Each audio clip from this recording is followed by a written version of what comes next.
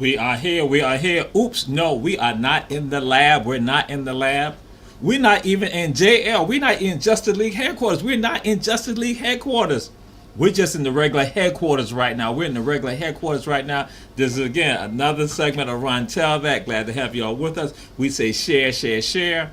And this time of the year, actually, this time of the year, a couple of times of the year, we're now dealing with what we call fellowship, family, friends, fun, and food. That's what's going on. You got several celebrations happening. And for some people, it's tied to Busk, the green corn celebration of Native people. Again, they have their harvest celebrations that our people engage in also. We understand about harvest celebrations because y'all know y'all doing it in your head and the terrace, in your houses of God. So you're doing that right now, harvest celebrations. And so again, we pay homage to the Native people right here in this area and beyond who helped make it possible for us to be here like African people. So again, we got the Busk, the green corn celebrations, all that. But then also some other things. Y'all know the other holidays in November, December, and also in January. Y'all know those holidays. And so, but some are going to say, like on that Thursday in November, you had a holiday for it. But guess what?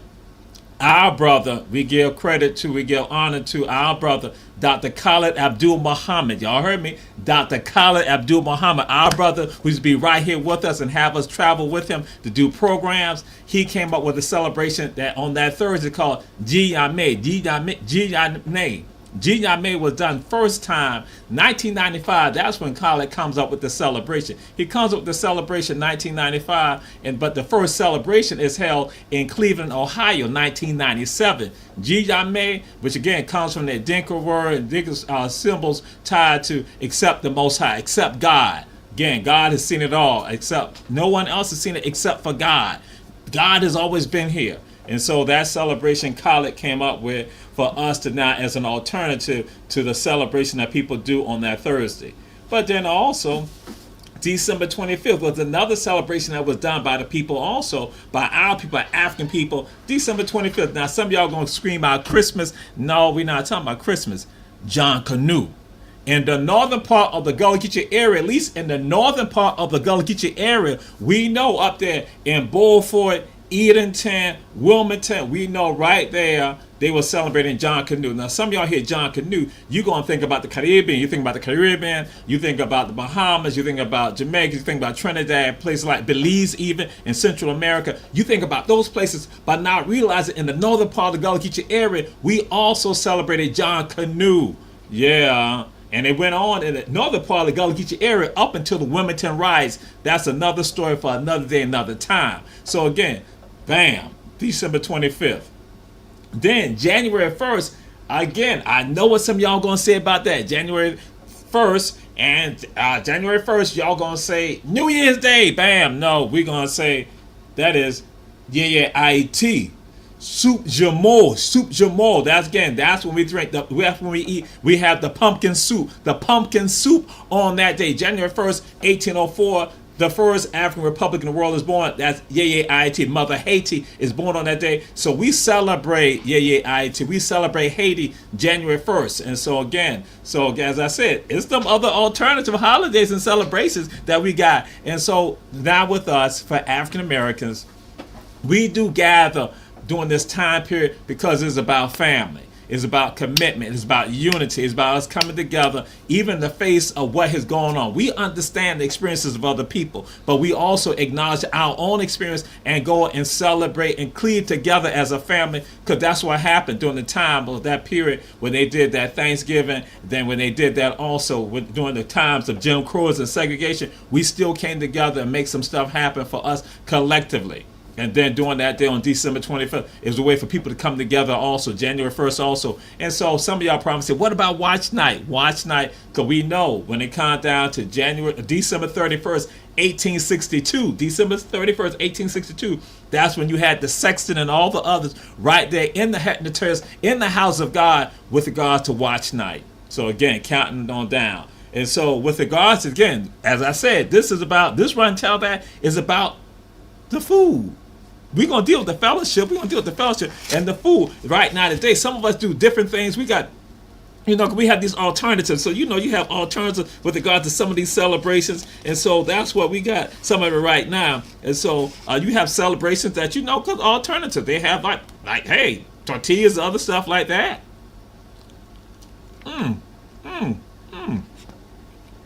Part of the food. Yes, my mama and daddy and grandmama and granddaddy told me not to talk with food in my mouth, but we're doing this right now. And then some of these alternatives. So also, they don't want some of the sugary drinks, so they want the water. So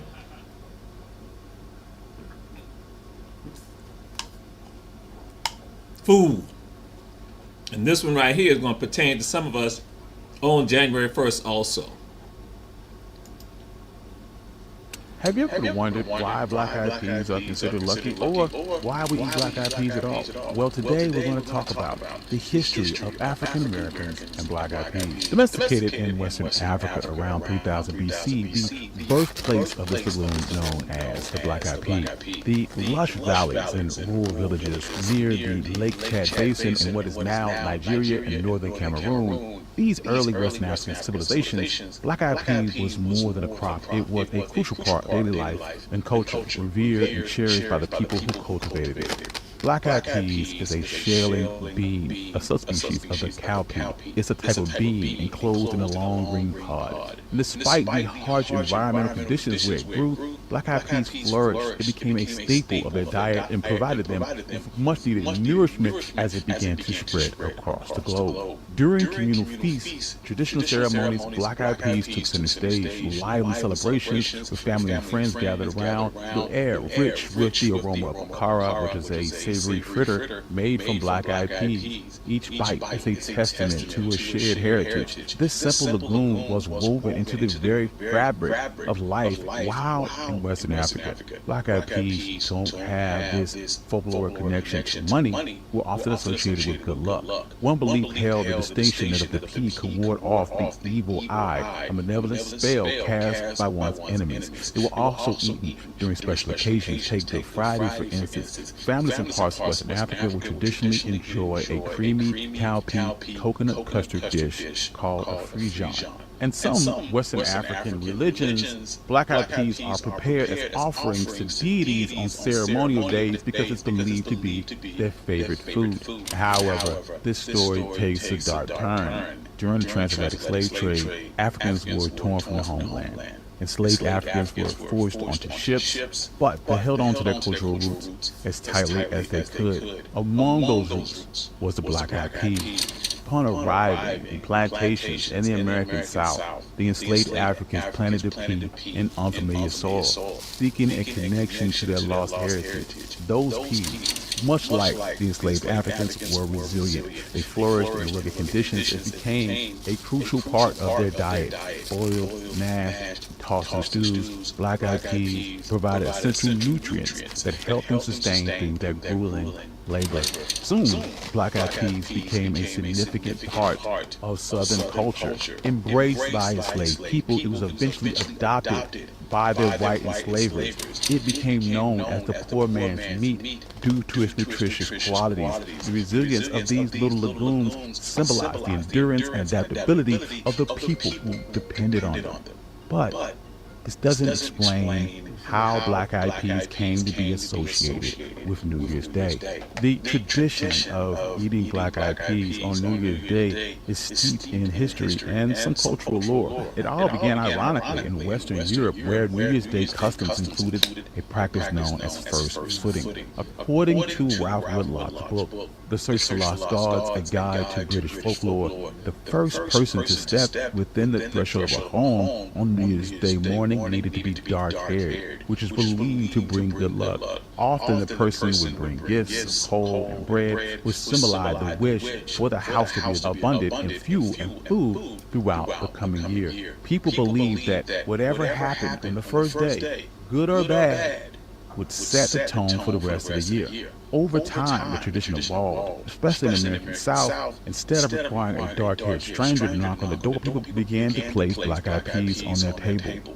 Enslaved Africans blended their own cultural beliefs with those of European settlers, influencing this change because Black Eyed Peas was already considered lucky in Western Africa. But there's also a story behind how Black Eyed Peas began to symbolize luck in the southern United States, and it's linked to the Civil War, specifically Sherman's March to the Sea in 1864. Major William Tecumseh Sherman led a brutal campaign from Atlanta to Savannah, determined to triple the Confederate war effort. His troops left a path of destruction, stripping households of food supplies and livestock. As Southern families emerged from hiding, they faced the grim reality of starvation. In this despair, a particular form of salvation emerged. Union troops, deeming Black Eyed Peas only fit for livestock, left silos of them behind.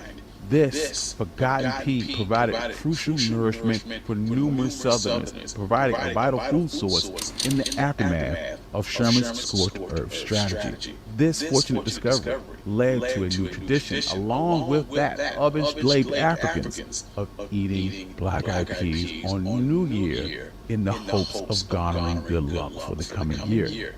After the Civil War, freed African Americans faced the monumental task of rebuilding their lives. Despite oppression, they found strength in the shared culinary practices, with Black Eyed Peas continuing to play a central role. Beyond the historical context, Black Eyed Peas also hold a special place in culinary traditions because they resemble coins. These peas were believed to bring monetary prosperity when consumed during New Year's celebrations. This belief, rooted in African customs, was passed down through generations and blended with Southern culinary practices. The legacy of these traditions continues in dishes like Hoppin' John, which typically features Black Eyed Peas, cooked with rice, pork, and spices.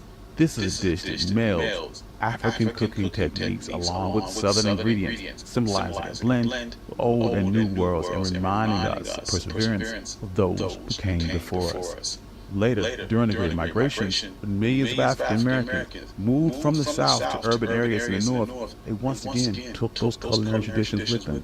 The Black Eyed Pea found its way to kitchens, Harlem, Chicago, and Detroit, symbolizing a peaceful home and a source of comfort in this unfamiliar environment. In contemporary times, Black Eyed Peas are celebrated not just for their traditional role, but for their traditional value. They have become a favorite ingredient in various dishes, from soul food to modern culinary experiments, illustrating the adaptability and enduring relevance of the humble legume. Today, preparing a pot of Black Eyed Peas is an act of cultural preservation and celebration. It connects generations. It allows people to recall the past and create new memories, whether enjoyed during family gatherings, community events, or quiet dinners. The humble Black Eyed Pea continues to tell a story of resilience, perseverance, and a shared heritage.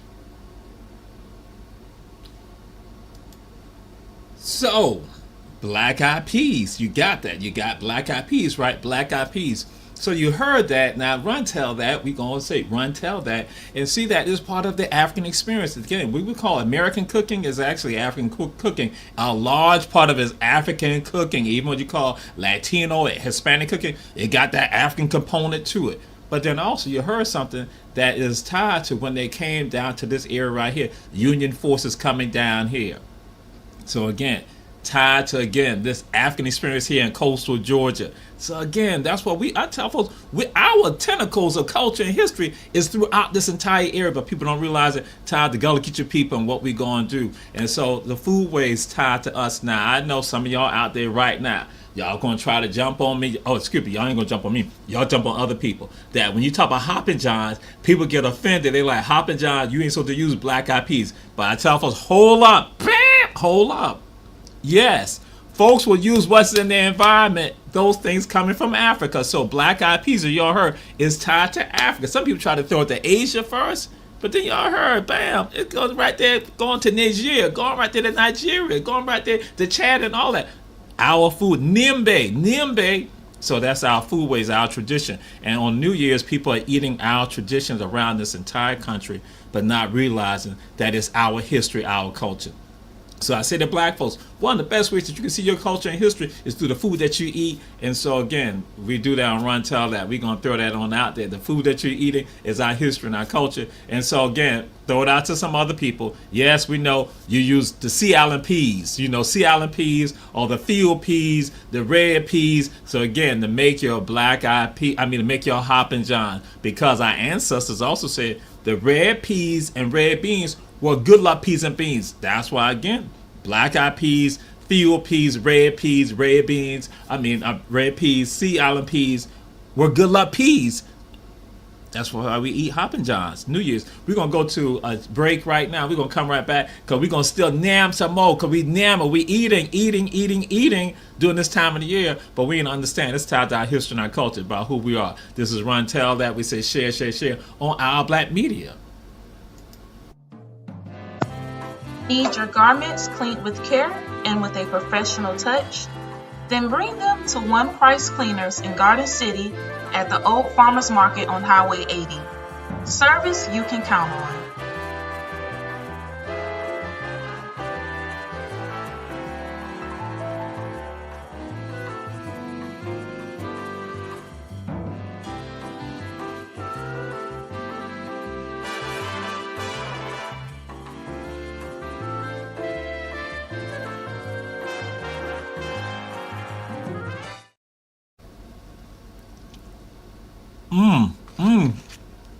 Oh, y'all just caught me eating some macaroni. Oh, macaroni from Kim's Cafe, 714 MLK Junior Boulevard. Oh my God, macaroni.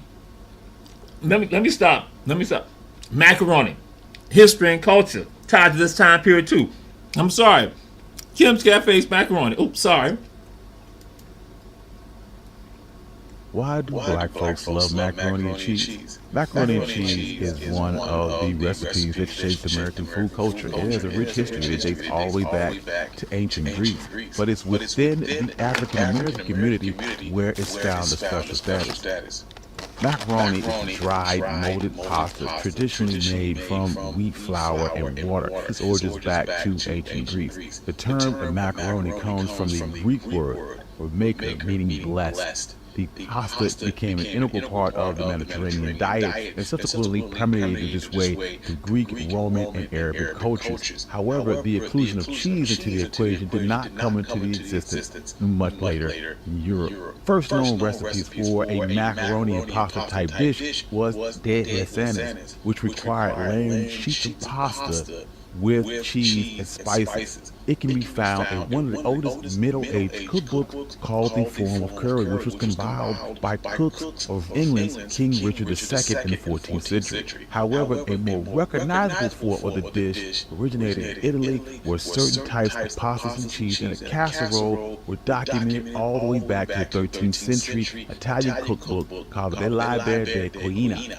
But macaroni and cheese, as we know it, was introduced to the Americas by Thomas Jefferson. But he didn't cook the dish himself. During his tenure as an envoy in France, Thomas Jefferson enjoyed a similar type pasta dish in France, and he commissioned his enslaved black cook by the name of James Hemings to learn how to make it. James Hemings was the older brother of Sally Hemings, and also the half-brother of Jefferson's deceased wife. In 1784, when Hemings was just 19 years old, he traveled with Jefferson and his daughter to Paris. In Paris, James trained under different French chefs. Over the next 5 years, he became a master of French cooking and got particularly good at cooking macaroni pie. This was a creamy pasta dish that eventually turned into what we know as macaroni and cheese. Recipe involved using whatever cheese he had on hand, layering it in between buttered macaroni mixed with milk. He would then cook it in a Dutch oven, which he placed over a fireplace with hot coals and he placed over the lid to bake the macaroni and cheese.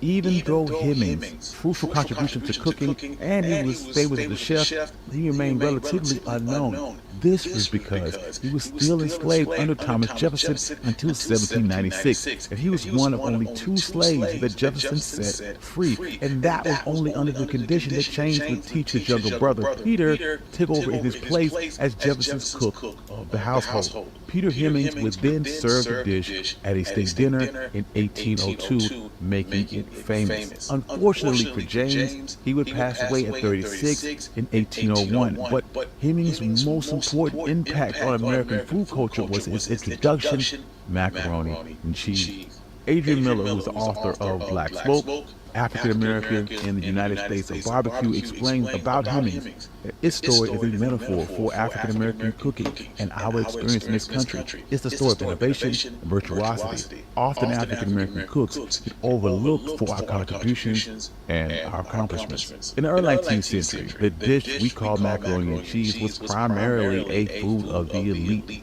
This was because dried macaroni was not commonly accessible and Americans didn't know how to make good quality pasta. In addition to this, Italian cheeses, which was a key ingredient in macaroni and cheese, was too expensive for most Americans.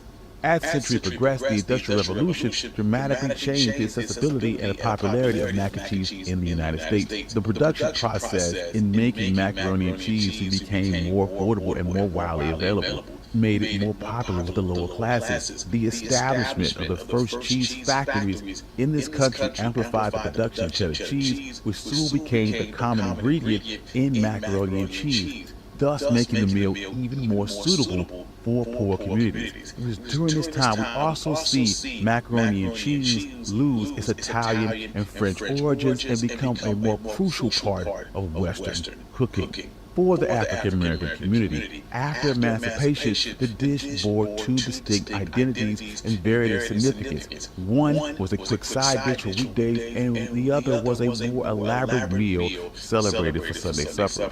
It was during this time period that macaroni and cheese evolved in the South among African American communities and became what we know as baked macaroni and cheese. This dish was also based in hard times when the black community desired to dress up their macaroni and cheese, thus began a tradition of baking layers of macaroni and cheese.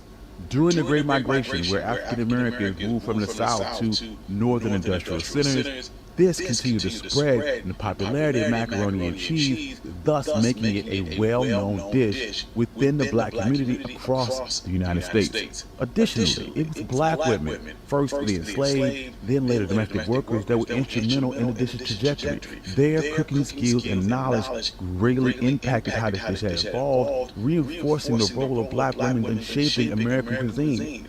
With macaroni and cheese becoming a common dish among black families, it began to reflect the craft and ingenuity of these black women. Its importance within the culture was so high that sometimes a family member's approval was needed before it could be cooked for special occasions. In 1918, there was a Swiss invention that changed the food industry forever. It was processed cheese. Over the years, this innovation led to products we recognize even today, such as Kraft Singles, Easy Cheese, powdered sauce that comes in the mac and cheese box, and of course Velveeta. This is when macaroni and cheese really took off. In 1937, Kraft launched its boxed macaroni and cheese. It was a cost-effective meal choice in one simple box. Priced at only 19 cents, it could feed a family of 4. Consumers responded strongly to the reliable, affordable meal option, and in just 1 year, Kraft sold 8 million boxes of boxed macaroni and cheese. During World War II, food rationing and tight domestic spending, this made Kraft boxed macaroni and cheese even more appreciated as a food staple. Shoppers found that they could purchase 2 boxes of macaroni and cheese with only 1 food stamp. It was during these years that boxed macaroni and cheese earned its reputation as American treasured comfort food. Macaroni and cheese became a reflection of the United States with its convenient packaging and industrialization. It was the ideal American food. Pasta and processed cheese were very cheap to make, it was easy to ship and store, and it was very filling. While African American families did opt for this cheaper, easier to make meal, they didn't relinquish the tradition of preparing baked macaroni and cheese from scratch for special occasions. Macaroni and cheese continued to be an essential part of family gatherings and special meals in the Black community, particularly during the holidays such as Thanksgiving and Christmas. It was considered more than an everyday comfort food. It was an integral part of celebratory feasts and cherished symbolic representation of the community's cohesion.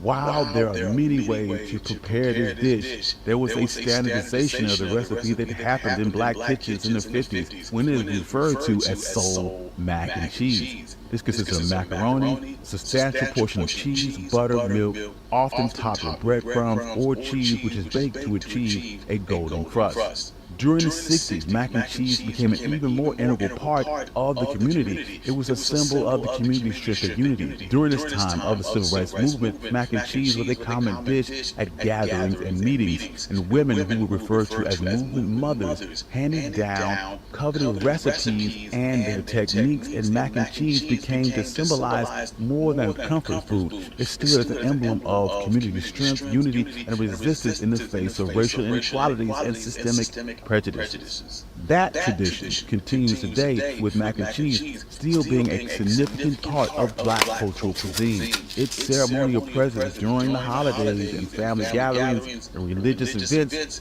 goes beyond just a hearty pasta to a cultural icon that has ingrained itself in our shared history and identity. Despite the stereotypes and stigma that continue to categorize mac and cheese as an unhealthy soul food, mac and cheese continues to evolve in black kitchens. Chefs keep adding their own twists to the classic recipe while respecting its historical importance. They continue to reinvent this comfort food and inserting their own personal.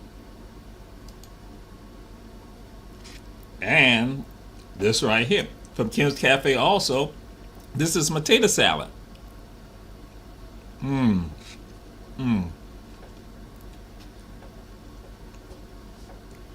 Our traditions. We add to again these celebrations. Yah May, what you celebrate on Thursday, Christmas, John Canoe, New Year's Day, New Year's Eve, all that. And again, traditions around us all the time. Our food with us, our history, our story.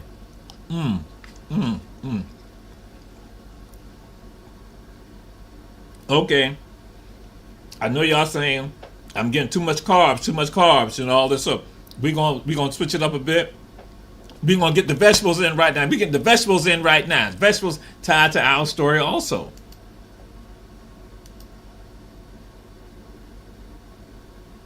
Have you ever wondered why black people love collard greens so much? Well, collard greens are a dark green leafy vegetable that's popular around the globe for their taste and a high concentration of vitamins A, C, and K. Collard greens are some of the oldest members of the cabbage family, also known as the tree cabbage. Originating in the Eastern Mediterranean, the name collard is derived from colwort, which means the cabbage plant. Despite their name, collard greens do not grow tight heads like cabbages. Indeed, they are part of the cabbage family, but they are more closely similar to kale. Collard greens were made popular in Europe by the Greeks and the Romans. Ancient Greeks grew kale and collard greens together and made little distinction between the two. Historians are unsure on whether or not Romans discovered greens through the Greeks or if they started growing them independently. When the Romans went on their conquest of what is now the United Kingdom, they introduced collard greens to European diets around the 4th century BC. Their introduction to Africa, however, comes long before transatlantic slave trade and became a dominant part of African people's diets, even to this day. Many countries in Africa, especially those in Eastern Africa, love the green leafy vegetable which is known as sukuma wiki. Preparing the collard greens often involves boiling or steaming as they are served as accompaniments to either meat or fish. They can also be supportive ingredients in soups and stews or with other vegetables.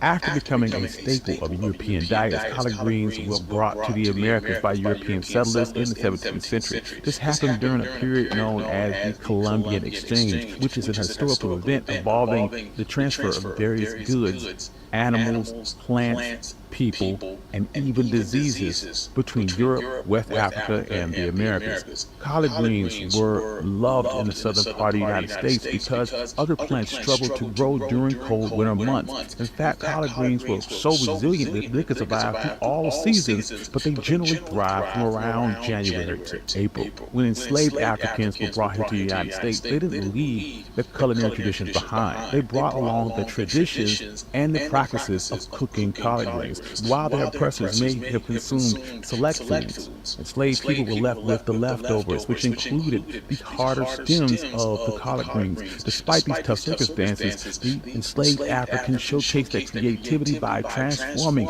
simple collard greens into flavorful meals. The classic recipe included simmering collard greens slowly in a pot of water until they became tender with either salt pork, ham hocks, or turkey necks to balance out the tough texture and the bitter taste of the greens.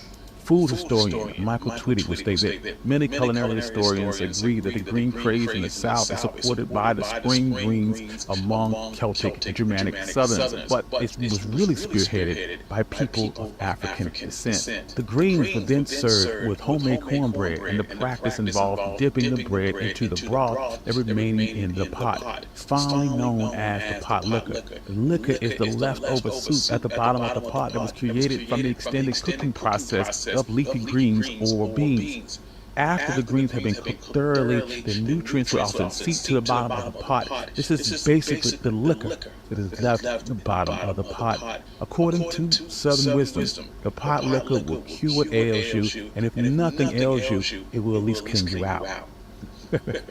The connection between collard greens and African Americans is deeply rooted in historical and the cultural experience. The labor-intensive process of cooking collard greens involves cleaning, chopping, slow simmering often for hours with ham hocks or smoked turkey to amplify the flavor, reflects the strenuous hardships of African Americans and how they had to endure them throughout their history. This food preparation ritual is passed down through generations and is intertwined with stories of both struggle and success. Thus, the tradition of cooking and consuming collard greens has evolved beyond a cultural staple. Today stands as a symbol of both wealth and prosperity. This is especially true on New Year's Day dinners within the African American community. Collard greens are served with black-eyed peas and hog fat on New Year's Day and promises to bring good luck and financial reward. Hanging a fresh collard green leaf on your door is said to ward off evil spirits, and a fresh leaf placed on your forehead promises to cure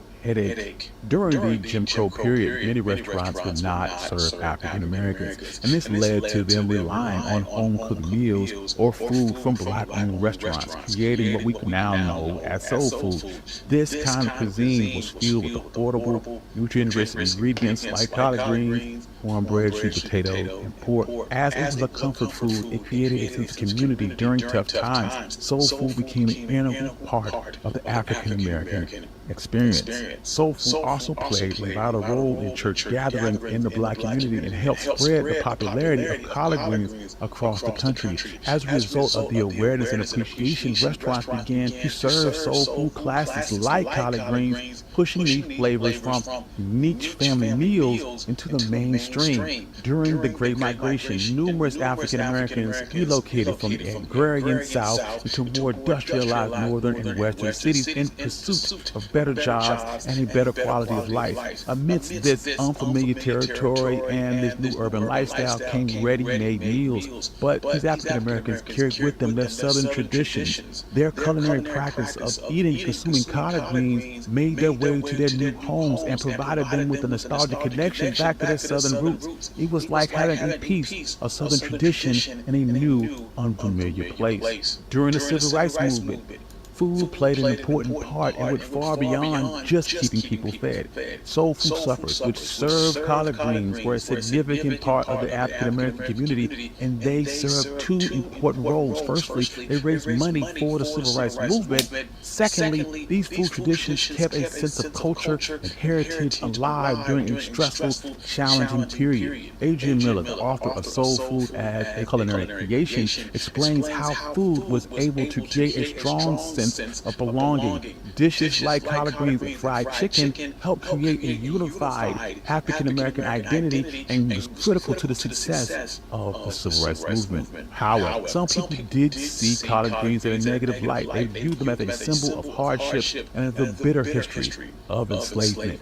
A number of educated African Americans thought that soul food, which included collard greens, was not healthy or nearly polished enough. They tried to distance themselves from the traditional food and aimed to adopt what they viewed as a more elevated eating habits. Despite this, during the Black Power movement in the early 70s, the opinion of these foods changed once again, as foods like collard greens were now being looked on as a form of protest against oppression. These foods were a way of celebrating African American culture and racial pride, despite the continual attempts to hold back and erase the African American historical experience. Views on collard greens have evolved a lot since the Civil Rights Movement and the Black Power movement, and even though the reputation of soul food being unhealthy has lingered, changes have started to happen in how these foods are being made. For example, traditional dishes like collard greens have began to be slow cooked with healthier ingredients and less salt, and other methods like sauteing and stir frying were being used to try to keep the tradition alive while being considered more healthy.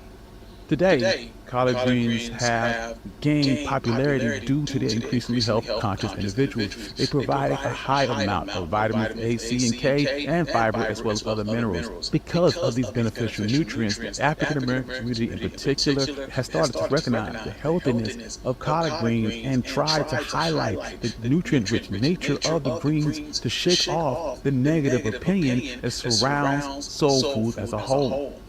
Collard greens are an essential part of soul food. It's a type of cuisine that originates directly from African American roots. From the Night Watch, which is an event that remembers the Emancipation Proclamation, to casual get-togethers, family gatherings, and other traditional holidays, collard greens continue to signify a symbol of African American history and heritage. So, Rontel that.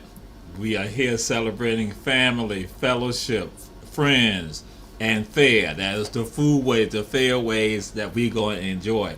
And so we're going to take a break right now and come back and let y'all know. Thank you to OneMikeHistory.com. They're the ones to provide this excellent documentary with regards to our food ways. And so we're going to come right back. This is Rontel that, Our Black Media.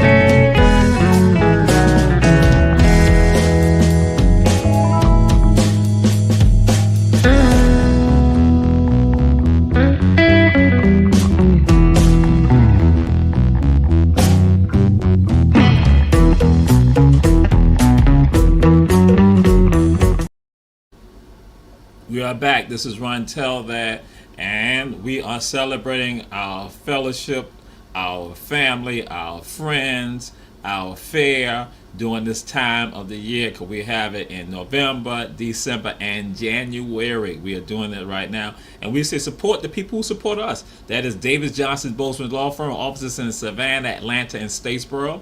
Kim's Cafe, 714 MLK Junior Boulevard.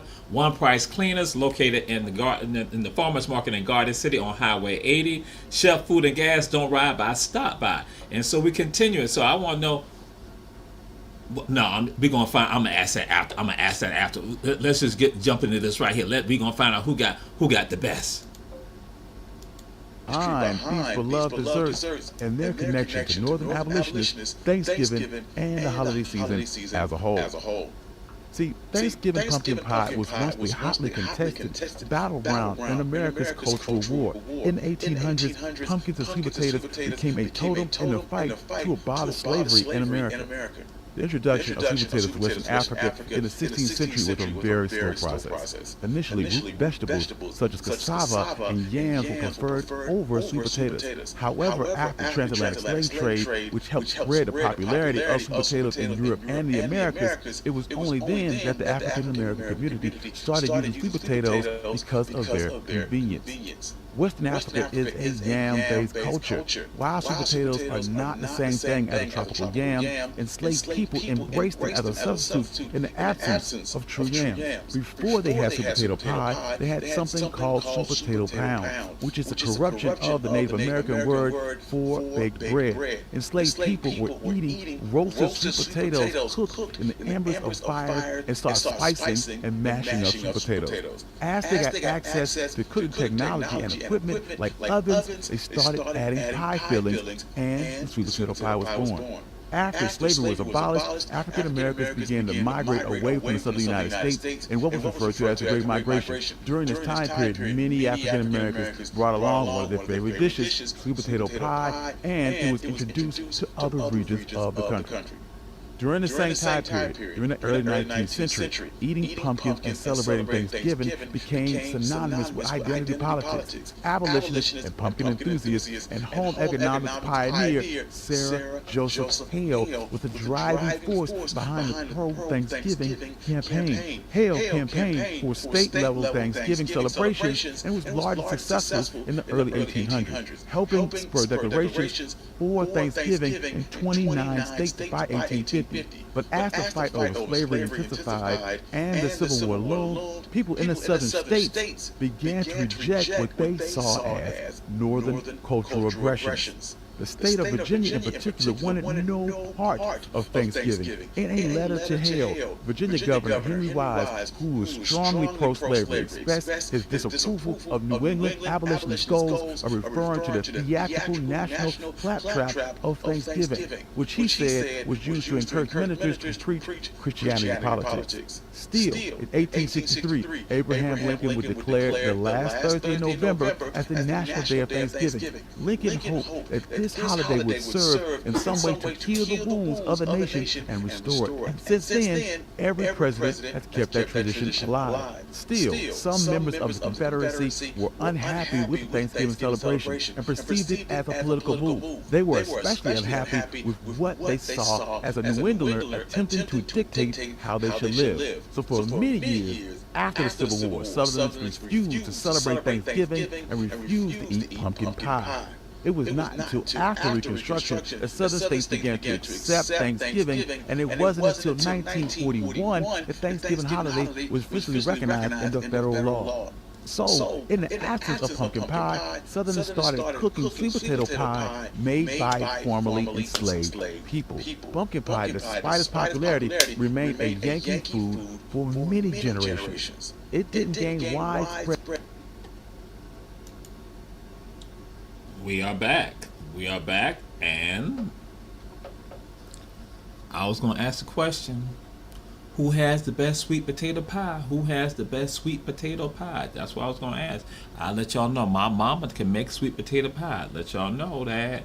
But that's what happened in many of our families. We got the people in our families that do the best, from the best cakes, the best turkey, the fried turkeys, all that. Baked turkeys, all that. Who do the best dressing. From oyster dressings to cornbread dressing and all that. Because you got dressing, you got stuffing, so you got all that right there. And so right here, I have some swamp water. Swamp water. I couldn't get no sweet potato pie from Kim's Cafe, but I got me some swamp water.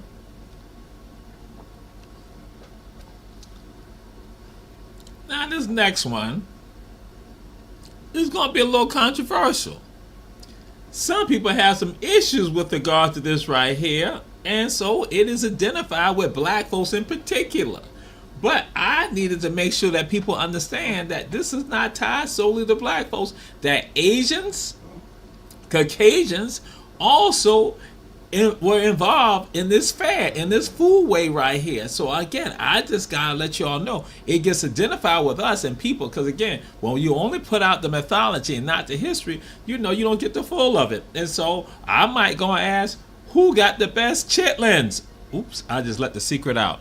Now, somebody might go and say Keisha Gibson Carter, but that's another story, another day, another time. So we're gonna get in this right here, because some people, no, I don't eat chitlins. Okay, let's just be clear.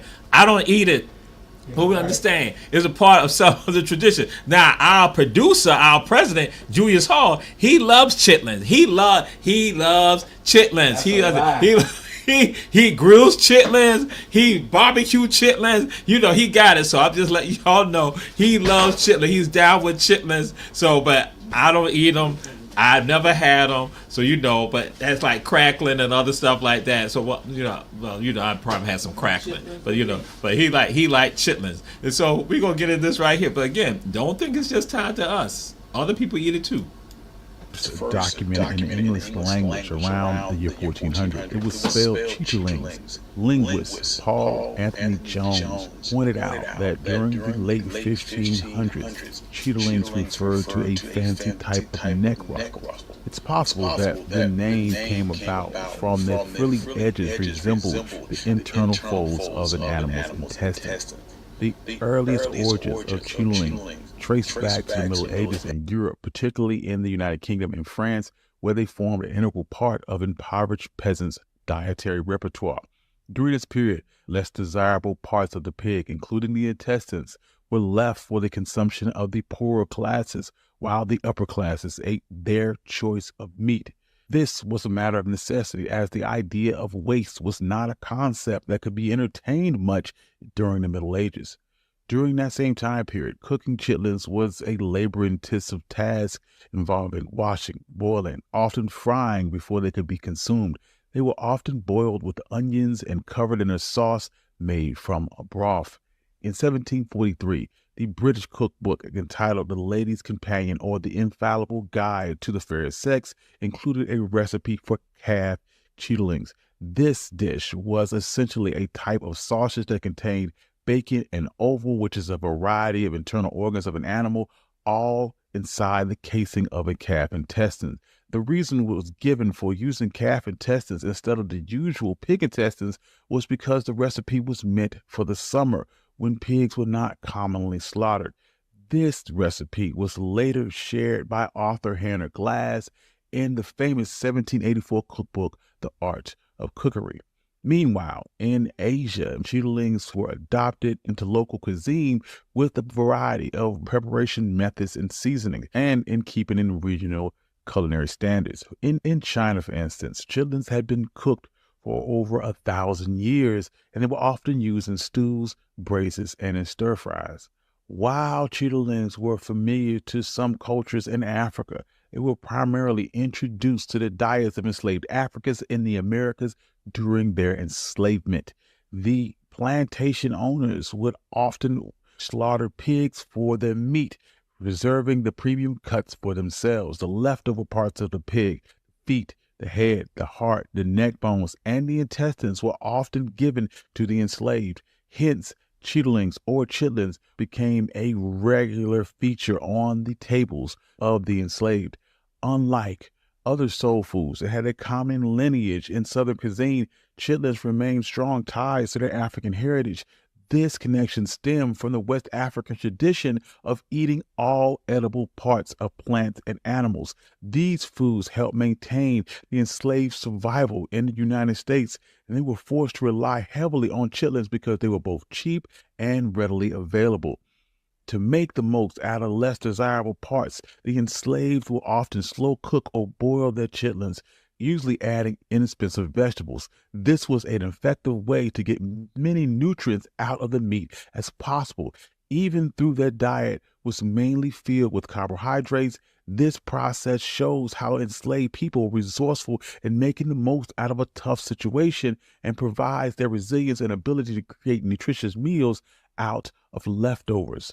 The preparation of chitlins would then evolve into an art form.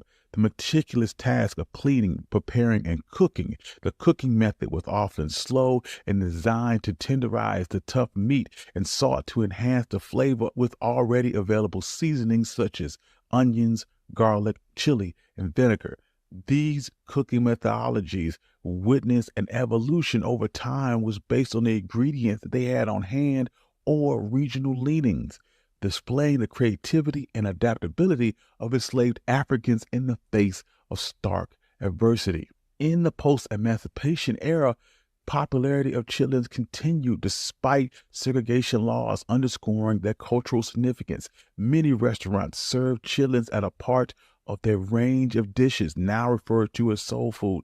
Chitlins became a staple in many African American homes and often had a special place at the table during holiday periods such as Christmas or New Year's. This is not simply because it was delicious, but it's also because it carried a powerful message of hope, good luck, and wealth for the coming year. Chitlins was not only about food, but about family unity, which made them a favorite dishes at family reunions and community events. These occasions were a great way for older family members to show the younger ones how to prepare chitlins, thereby ensuring the tradition continues.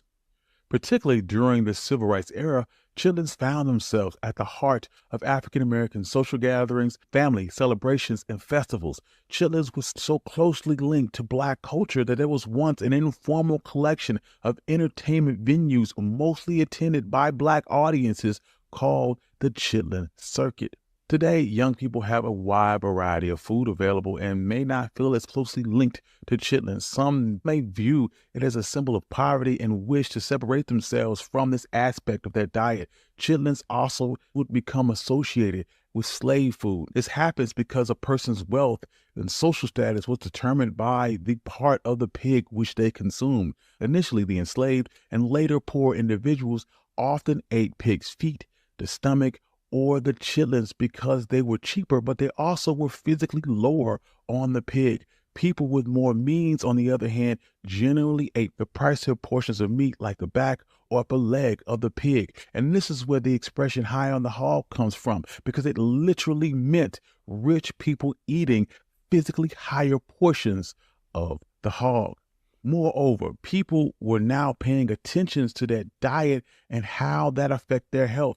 Chitlins were known for their high caloric and cholesterol content and have been linked to health problems such as obesity and heart disease. These problems were prevalent in the African American community, leading many to steer clear of traditional dish like chitlins, comparing them to unhealthy foods and sugary drinks. Also, preparing chitlins is a extremely time-consuming process and not conducive to the quick-paced lifestyle that we now live.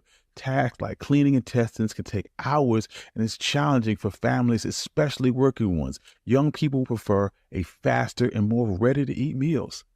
Chitlins also stir up discussions about identity and history. They are so deeply rooted in African American culture. Some view them as a sign of resilience and a way to stand up for social justice, while others view them as a reminder of the stark reality of slavery. While some people have distanced themselves from chitlins, others are exploring new ways to prepare and enjoy them. Chefs are inventing healthier recipes like using leaner pork parts or adding more vegetables and spices. They are even vegetarian versions of chitlins that are being developed using mushrooms or burdock root. In popular culture, chitlins often used as a nostalgic comfort food. For example, in the book A Color Purple, they use it as a symbol of the family's bonds. Also, Chef Carla Hall once wrote in her book about her experiences and the importance of chitlins in her family, especially during the holidays. She emphasizes their cultural significance and the family bonds that cooking chitlins help create. Chitlins are not just a food. They represent African American heritage and family.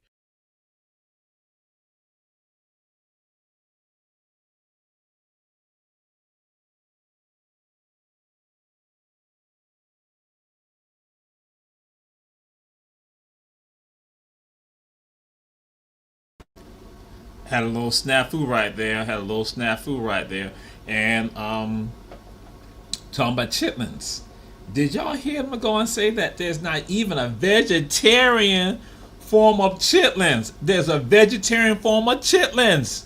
So that's why I had told you in the very beginning. We got alternatives to some of this right now. Again, during this time period. November, December, January, that we have our own twist to it, from if it's the bus tradition, the green corn tradition of Native people, that we're going to respect and pay homage to what we now infuse with these traditions right here. And we talk about sweet potato pie. Like I said, I could not get any sweet potato pie, but I got my swamp water. And as Queen Quest said, the first time she heard about swamp water was on Hilton Head Island. Y'all call it something else. That there's a sweet tea, and lemonade. We put that together. We call it swamp water.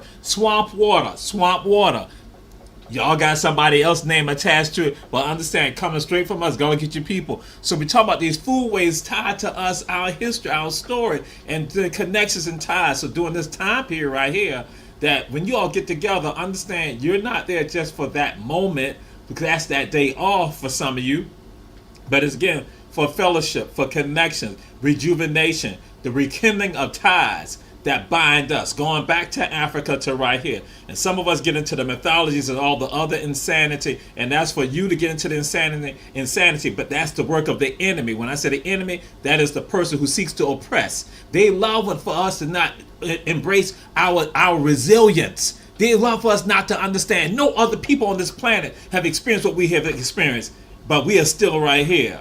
That's what we say. Uku Chuku, the children of God. We're right here, and our foodways, swamp water, sweet potatoes, all that right there, part of this American cuisine. You call it Hoppin' Johns, American cuisine, gumbo, part of that again, Rosella Sorrow, what do you want to call it? It all goes right back to Africa, and we say we eat everything, because all from plants and animals, as you all heard. OneMikeHistory.com is the one provide that great documentary, and so we gonna say that. So I got my swamp water right here. We say that everybody share the shows that are on Our Black Media, and so my mama make the best sweet potato pie. The best sweet potato pie, my mama do that. Mama Evelyn, bam, I throw it down. Evelyn is like that. But y'all know how it is in your family. You got that best person who do all of that right there, who do the best with regards to the fried fish, the conch, the shrimp, all that, the cut. In fact, me and somebody tripping yesterday, people down in Florida, talking about how they used to eat the gopher turtle, the gopher cutter. The gopher turtle, and then also they got the cutter eggs too. And see, some of y'all laugh at me when I talk about the cutter eggs. We used to get the loggerhead turtles, but we said, like in Florida and right here, we can't bother them turtles no more because they protected. We gotta be about protecting us now too, also with regard to our culture and our history. That's what we do with Run Tell That and our other platforms and other shows here, and our journeys. And so we say, check out Hot 2100 Savannah, check out our radio station. We right here in the headquarters right now, but we say check us out, because we about preserving and maintaining our culture, not getting caught up into being like a leaf in the wind, but being that rooted tree with a history that's firm. And so just like they had said something, we were talking about the sweet potatoes, guess what? We call it potato poon. Whoa! Well, hold up. Once I threw that out there, some of y'all ain't never heard that before. Some of y'all did hear it before, and you forgot about it. Potato poon.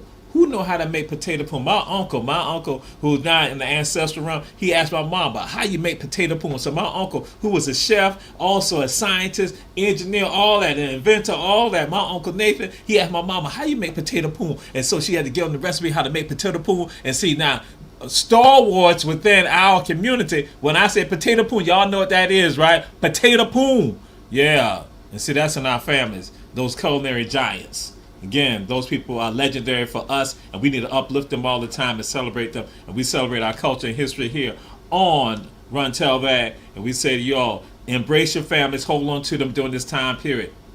It's not just about us just having a good time, but it's about us reflecting on our past, looking at our present, and going forward in the future. Because 2025 about to be here, we're going to go forward. We're going stomping like the lions that we are and the elephants that we are. Just Run Tell That. And we say to y'all, share, share, share. Check out all our shows. The Rabble is coming up next. Peace and blessings.